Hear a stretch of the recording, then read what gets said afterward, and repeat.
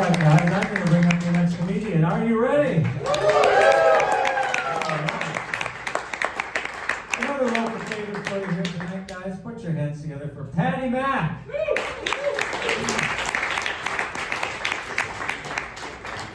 Go for Michael. All right. Let's have a little fun, folks. I'm going to talk to the ladies first, and then I'm going to talk to the men. Okay, ladies, I'm going to say a statement. And if you agree with that statement, I want you to make as much noise as possible. And if you don't say anything. Here we go.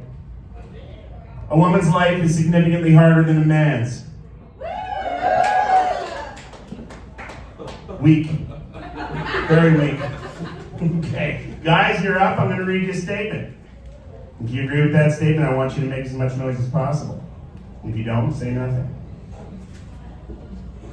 A woman's life is significantly harder than a man's. Ladies, you got your ass handed to you. That was great for you to win. Now, again, only about half the guys in this room want to get laid, but that's an interesting story. I'm telling you, I lay that trap every single time, every single show, at least at minimum half the guys in the room just walk right into it. I don't know. It just is no sexual self-preservation in this room. I don't know. Okay, well listen, I know why, guys. I know why you don't answer the cry, okay? It's two reasons, really. One, pure stupidity. And two, it is because in your heart of hearts, you believe that your life is harder than a woman's. And you would be incorrect. I'm sorry, that's not even up for debate. I don't even know where this became a debate, but I mean, I will say this though, okay? I admire how men are going to die on that hill. They're not going to give it over, okay? When they have that argument, they talk, they complain. I hear this like at my rec league in the dressing room, we're getting changed. You know what, man? I fucking hate every time you have an argument with women about whose life is harder, they always throw menstruation and pregnancy in your fucking face. No shit. You mean the woman held the two strongest cards in the deck and she fucking played them? I don't wonder if she'll ever be able to live with herself. Well, anyway. I mean, hey look, if history has shown you want to win a war, you drop the bombs. And when you have the bombs and the other team doesn't, and you drop those bombs, you are going to win the war. And in the argument over whose life is harder, menstruation and pregnancy are the Hiroshima and Nagasaki in that debate. There is nothing in a man's arsenal that even comes close.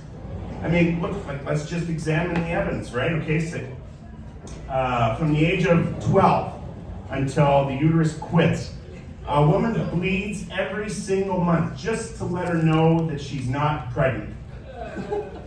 Like, hey, look, I wasn't there when they negotiated the roles and responsibilities, but I am going to say with complete certainty that whoever negotiated for women fucked up. That is a massive ball drop. Like, oh, where is Darwin in his theory of evolution? Nothing. I mean, like, human beings stood up straight, but the woman's uterus never has. I mean, holy shit. You think they'd at least become a little bit intuitive, right? Like, the uterus would, you know, be looking around each other and they're just like, anybody see a dick in here in the last month? Okay, fellas, hold the blood and recycle the eggs. Nothing. They don't. I mean, let's face it, if the negotiations had gone properly and things had been fair, you know, if we're looking anatomically, logistically speaking, men would menstruate and women would carry and deliver the children. That would be fair, you know? And I know all the guys in this room are looking at me like, what the fuck is this guy doing to us? No, and first I can also hear the other people snickering like, hello? You can't have one without the other. You don't menstruate, you can't give birth. I know that. In today's reality, I'm talking about back then. Like, can you and I realize that dream? Absolutely not. But you know who could have? God. You know, supreme being, made heaven and earth in a week, got a woman pregnant without having sex, and that kid was so fucking amazing that after suffering one of the most horrible deaths you could possibly imagine, rose from the grave and now sits at his right side. Look, I know we can't do, but we're talking about God here. Like, holy shit, that's a slow Tuesday for a supreme being. Like, come on. And I'm telling you right now, man, if men menstruate, if that was my reality, like, hands down, I would be a bitch every single day of my waking life. I would be unbearable, okay? Like, no offense, ladies. I would teach you bitches how to bitch. Because you're not doing it right. You're just, like for me, look, forget PMS. No. Okay, PMS would just be like an amuse-bouche to the level of bitch that I would bring to the fucking table, okay? That'd be like the premenstrual syndrome, the premenstrual syndrome, the during menstrual syndrome, and the post-menstrual syndrome. I'd be unbearable. People would be like, Patty, for the love of Christ, why are you such a bitch all the time? You need me to tell you? I'll fucking tell you. Because in 18 days, 14 hours, 32 minutes, 16 seconds, I'm gonna have blood running out of my cock for a week.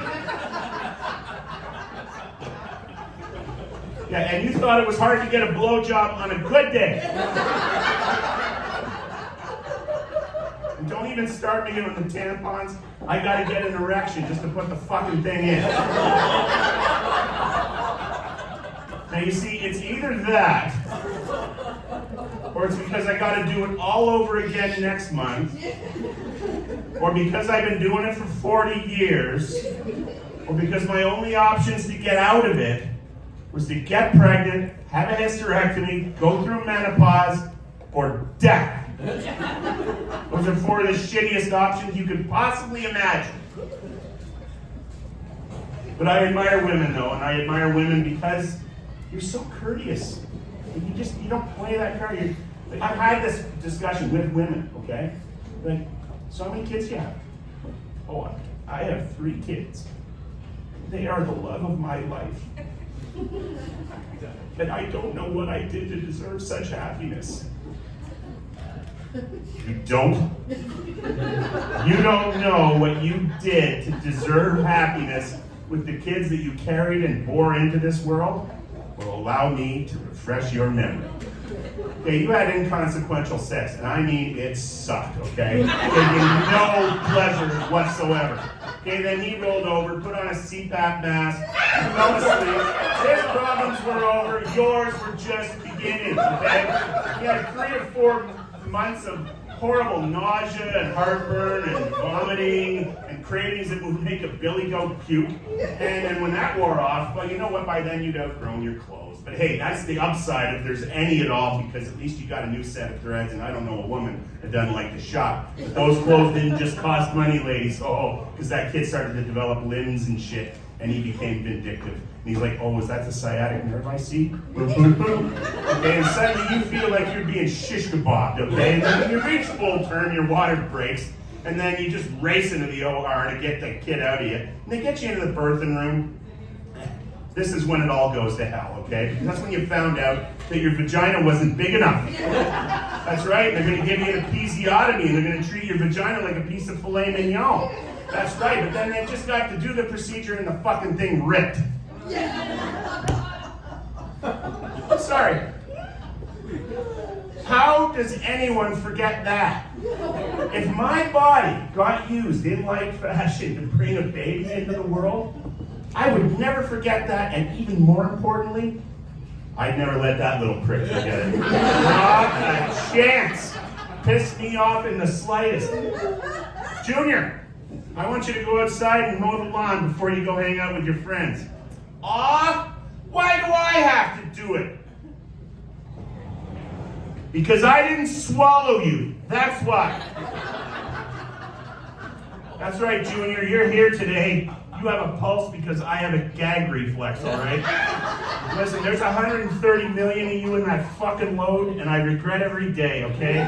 So why don't you quit being the poster boy for birth control and get the fuck outside? Pleasant, huh? I'm telling you though, that 130 million, I'm not just whistling Dixie. You know what that is? The average sperm count of the ejaculatory load of a human male. That is breathtaking, I'm telling you. Like, is that a number that I believe? No, I mean, I think in the world of my conspiracy theory mind, I think that they just throw large numbers at us so that we won't question it, right? That's because I don't have the patience. Like, first, when I went to Google it, I thought the number might have been 200, 250 sperm. That's a number I would challenge. I would scoop it out of my belly button, put it in a petri dish, I would drive it to the lab, and I would count it. But no, 130 million? That's going to take a JFK motivation, we got to go to the moon speech to get me to even think of counting that high, or building something that could do it for me. My fellow citizens, it is important that we consider the issue of sperm in the ball bag. And we must find out with our considerable resources by the end of this decade, and before the Russians do it. I know. You know what? Yeah, I got my own little one standing ovation thing. Yeah, that's all right. No, I'm telling you, it's even scarier though. Like, I mean, that's average. You know what? There's these rootin' tootin' sperm shooting motherfuckers are like sperm sprinklers. You know what I know it's even more scary? Low sperm count. 15 to 20 million. Can you imagine having 15 to 20 million of anything and feeling inadequate? You got 15 to 20 million dollars, you're rich as fuck. 15 to 20 million Instagram followers, you are red carpet famous.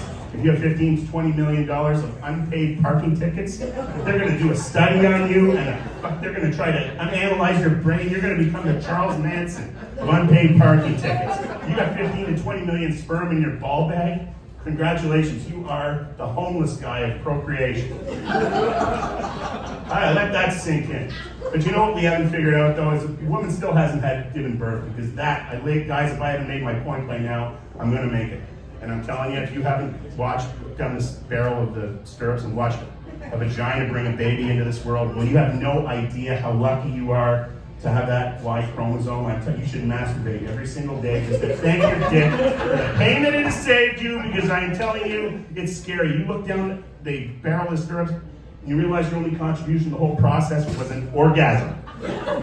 And it wasn't even her orgasm. I would love to stand here and tell you my 2 kids are born out of earth-shattering sex, where the paintings fell off the wall and the bed frame collapsed and the dog went mental and the neighbors called the cops. You can't do that in 60 seconds, fellas. I'm telling you, you can't do that. Men are about as important a procreation process as an Allen key is for a piece of IKEA furniture. You can't make the little fucker without us, and once you do make him, you'll never use us again. Hey, Happy New Year, everybody. I'm Paddy. Thank you.